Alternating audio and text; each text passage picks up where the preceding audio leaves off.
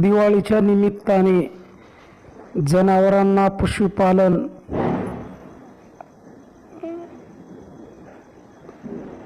गाईला म्हशींना ओवाळणे घालण्याची दिवाळीतील जुनी परंपरा रूढी परंपरा असलेली आरती